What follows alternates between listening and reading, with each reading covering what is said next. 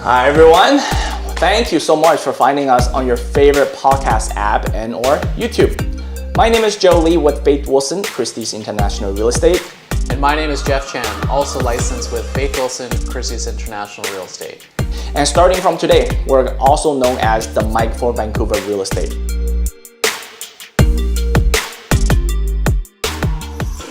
Jeff, I like how we're both like this right away. Oh, I know. How are you, dude? I am doing well.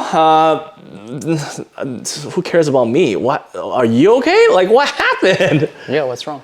How about just up here? Not down there, up here. It's cold. We get it. We'll talk about that. But what happened? Oh, I got 3 stitches for the people who are just listening and not watching on YouTube. It was just from a basketball game. I caught an elbow. It was an accident completely, but matches my scar on the other side now. Also from basketball. So whoever said basketball is not a contact sport. Battle scars, I see. Battle scars. But I used to have those as well. But hey, we're still here. It's Monday. It's podcast day, and I'm very excited to be here. I'll back here where? back at the fridge. As you would say, the lab. The lab. But okay. Well, hopefully, speedy recoveries. Thank you. And guys, we're not joking about this being a fridge. If you can see, we can actually see your breath here. Yep. We always keep saying it, and we have people like, how cold can it be? It's actually colder in here. I've been in kitchen coolers that are warmer than this. This is actually really cold. We really need to ask whoever built this, like how are they able to retain so much cold? And this is insane, straight up insane. But hey, you're not here for that. Let's get to what they're here for, which is the podcast. What we want to do today is, as you guys can probably see from the title, it is Condo versus Townhouse. We are continuing our Strata month, all about Strata livings this month. I think 2 weeks ago, we went through kind of the things that you need to know when you want to buy a Strata home, going through your Strata document. So for this week, for our debate week, let's just debate this out. If you, the listener, are in this fortunate and particular situation, I guess, this is a podcast that you don't want to miss. And what do I mean by if this is you? Well, let's put it this way.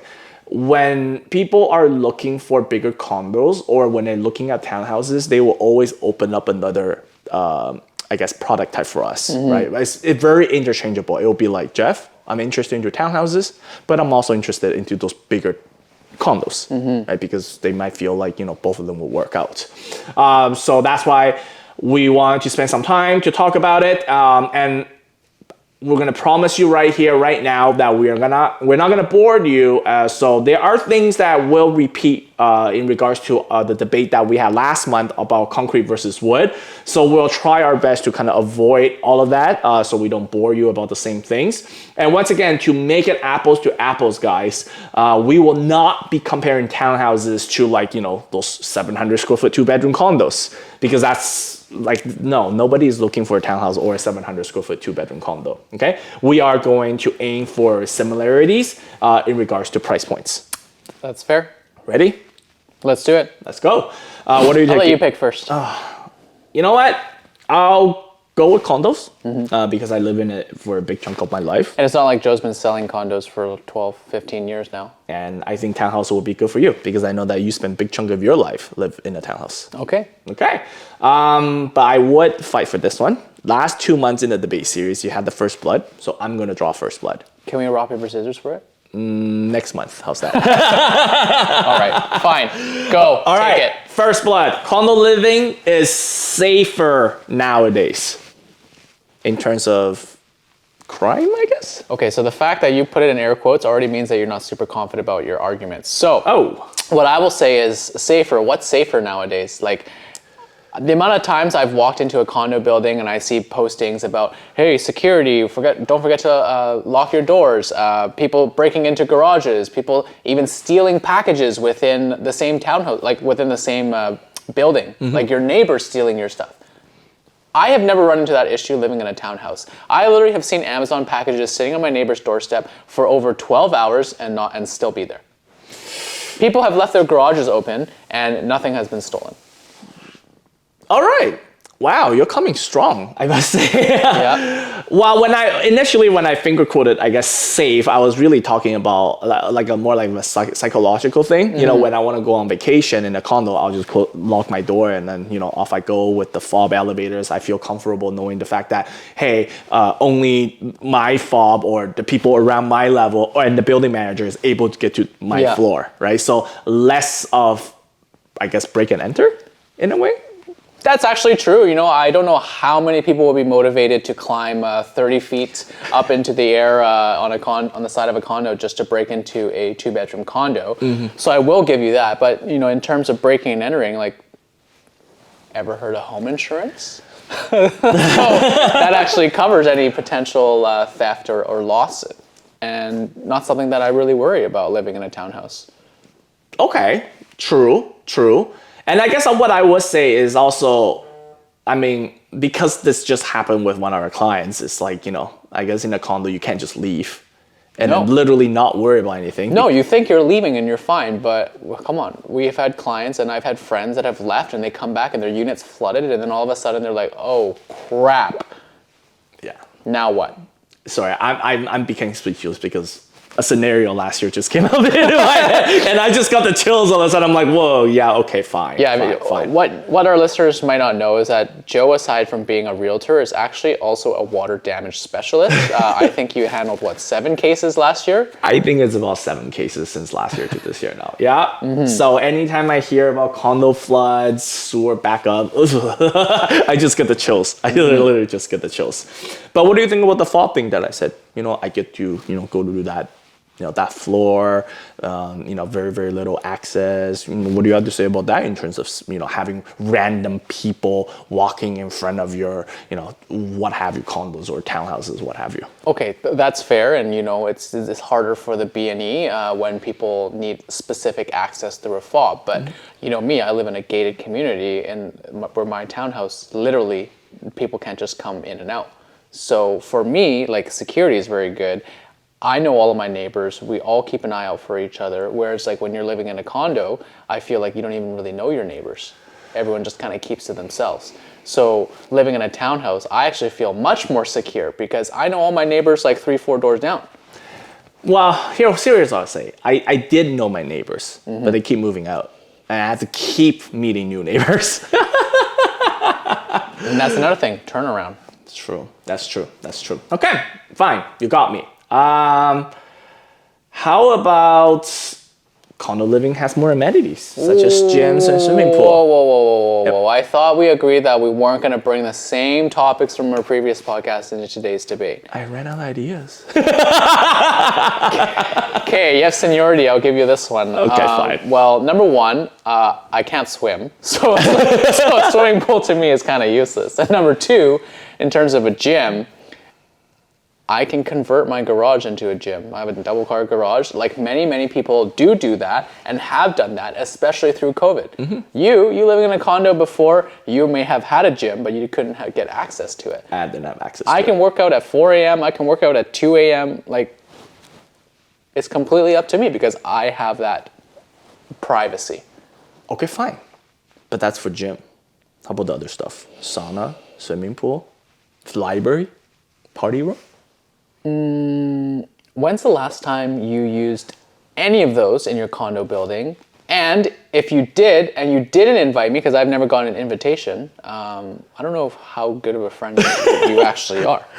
So choose your answer carefully. Fine. Good point. I've got my own garden in the back. I can grow whatever I want. I've got roses. I've got some goji berries. Like, yeah, talking about this actually happened to my condo. No, I mean, I'm not living there anymore, but my balcony. Yep. I'm on the 8th floor, right? Yep. The windy days. This couple, I think it was about a week ago. Like apparently, everything just flew off. Not flew off, toppled over and stuff like that. And there was some plant, the tenant did some planters in there. Didn't even get started. Apparently, before anything rooted, topple over. So fine. And no, I have one more thing. Now that you're the one that brought up these amenities, okay, you have all these amenities that you don't even use, but you're paying for it as part of your strata fee. Beat that. Okay. Fine. Okay. First blood is not easy, I must say. Thank First you. blood is not easy. Okay, fine. How about this? A lot of people do talk about this when they are kind of initially shopping for these kind of very similar products, the bigger condos or the townhouses. They always tell me that condos would feel more spacious because everything is on one level. You know, we all been to those condos that's well over 1,000 square feet, and one of everything we always say is, "Wow, this feels spacious. This feels nice," right? In townhouses, you can't achieve that with, for example, 1,000 square feet. In order for you to feel a spacious townhouse, like you need to go way over, like I'm talking about like 13, 14, 1,500 square feet in order for people to feel like this is spacious, right? What do you have to say about that? I think you make a pretty good point. You know, I've walked into many condos where you open the door and then, wow, it's so grand. You know, you see a wide open living room. Maybe they have a balcony that extends to dual exposure. Okay, sure, that's great. But to me, I care about functionality as well as space. And what I don't like about a spacious, quote unquote, a condo is that you could be sitting in the living room watching TV. I could be in my bedroom and I could hear exactly what's going on in the TV. Whereas me living in a 3-story townhouse, there's a lot more separation and there's a lot more privacy. So if I'm like working away in one room and let's say my girlfriend is cooking or doing something downstairs, I don't know what's going on. I'm not distracted by that. Like I still have my own space. She has her own space. I love it. I don't have to wear earplugs, headphones, nothing. Okay, you know what? Another thing is, you know, okay, I'll throw in there, like I have 2 cats now. They love running up and down the stairs. It's like great exercise for them. And the only reason why I'm saying okay is because when I was renting a bigger condo, I thought that bigger condos will give me that privacy. I had a roommate and everything, right? But you're absolutely right. We had a very different schedule between me and my roommate at that time. He's already like, you know, the 5 a.m. club because he works at 6. And then back in the days, I didn't work till like 10, 11 o'clock.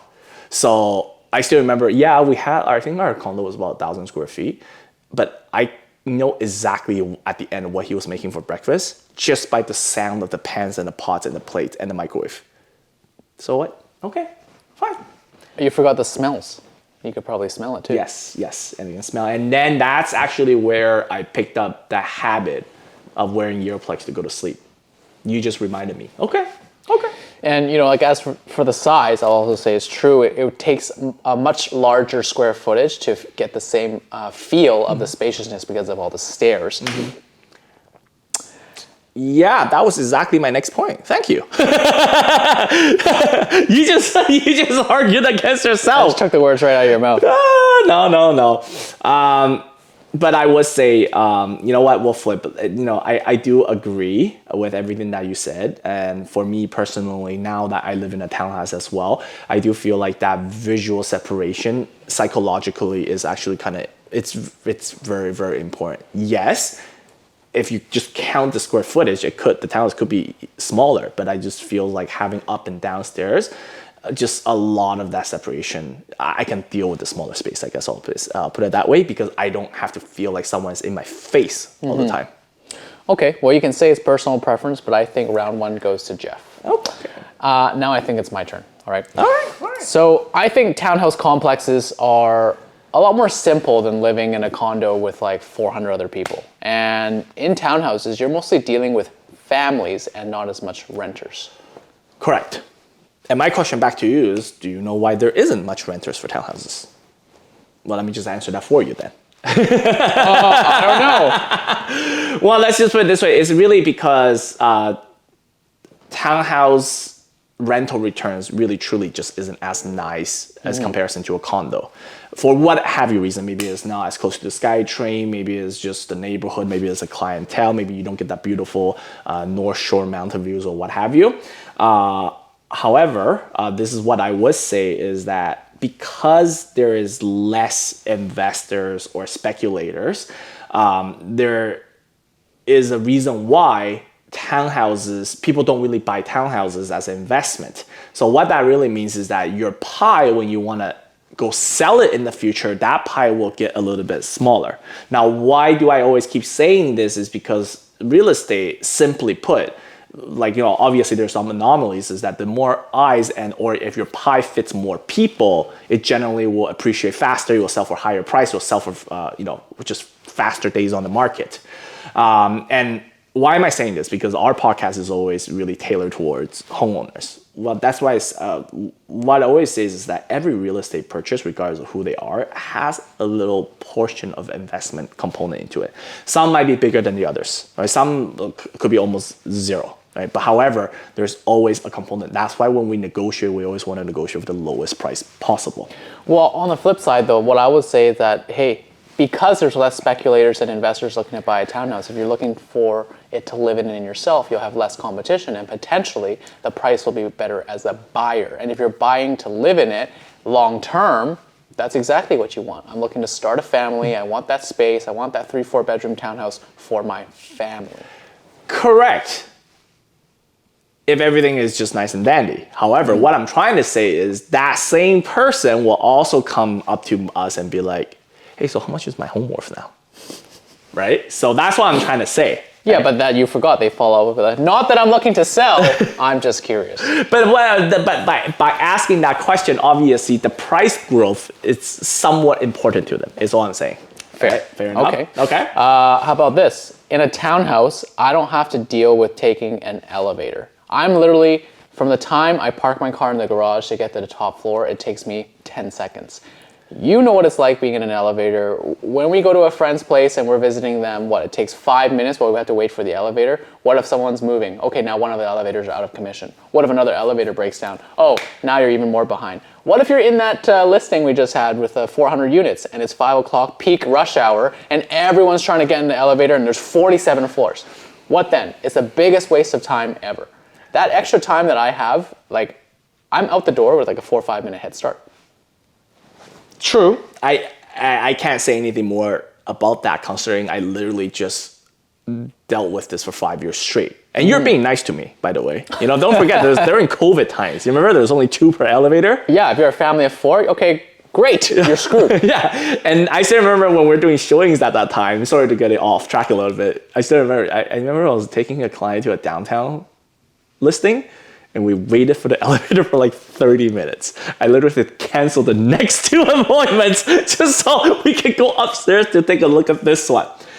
So I'll give you props for that. However, this is what I would say, is that, first of all, yes, you are, by the time if I live in a condo, by the time I get to my elevator, you probably, if you live in town, you already have a 4 to 5 minute start, okay?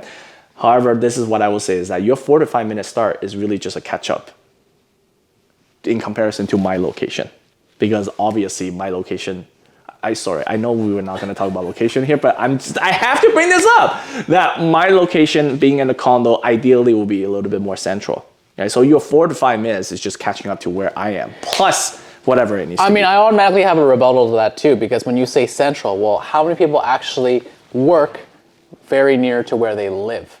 Most people commute to a different city. When you live a little bit further away from the city central, you're actually closer to major highways. Okay. I'm literally 5 minutes away from Oak Street Bridge and Knight Street Bridge. Fine.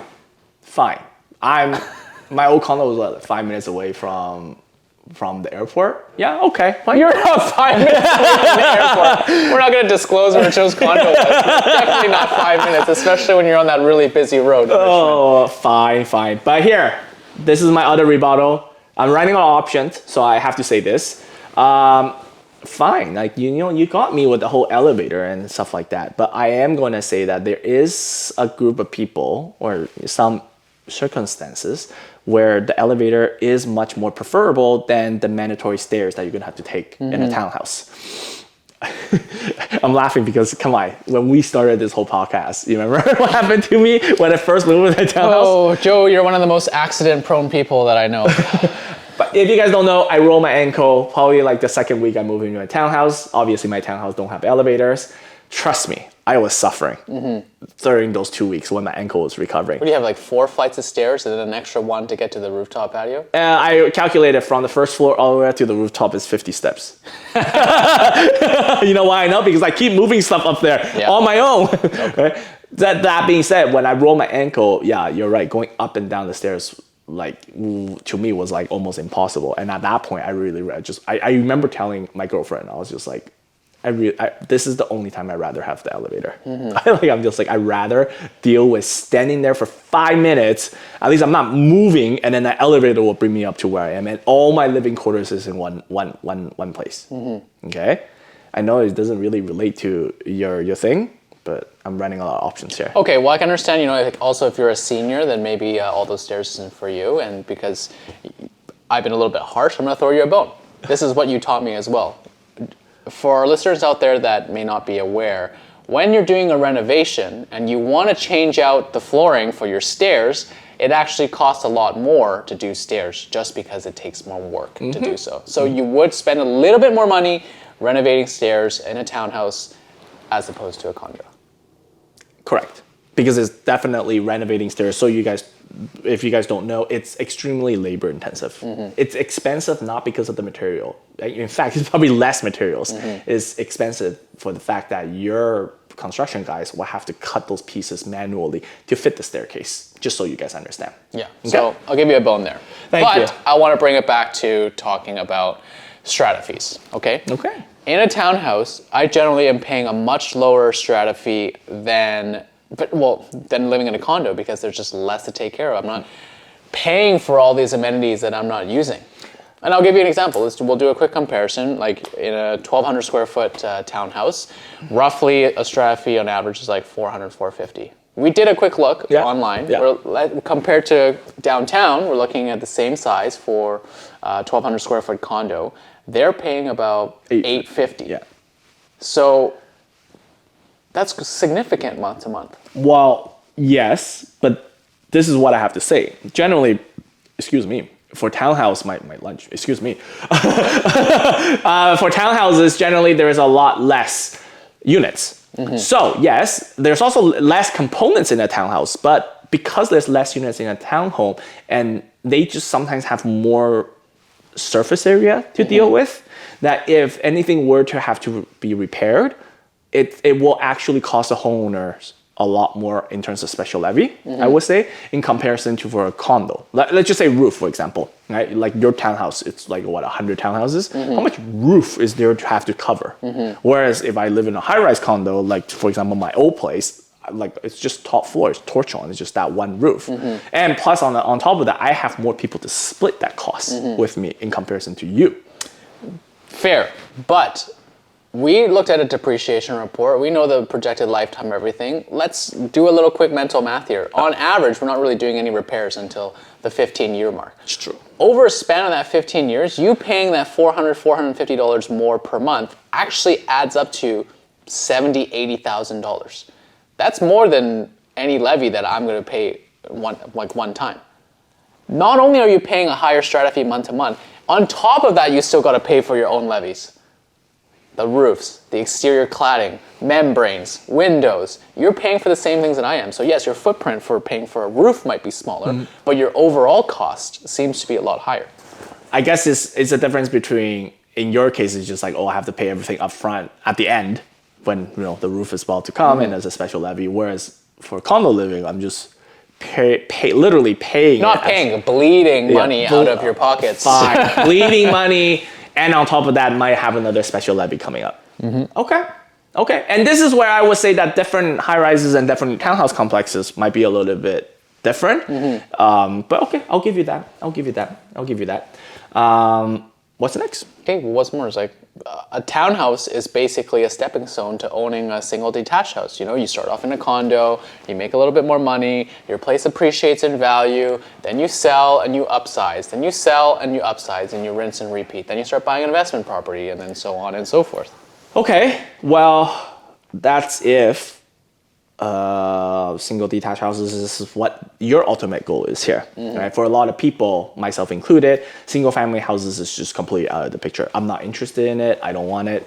For me personally, it's too big and it's a little bit too far away from some of the activities that I generally like to do. Okay, and for a lot of people, they would rather be in all the actions for sure. Okay, and these are the people that probably ended up, they probably could buy a single family house, but they always like to buy, your Cole Harbor, your Shaw Towers, your penthouses and stuff, what have you.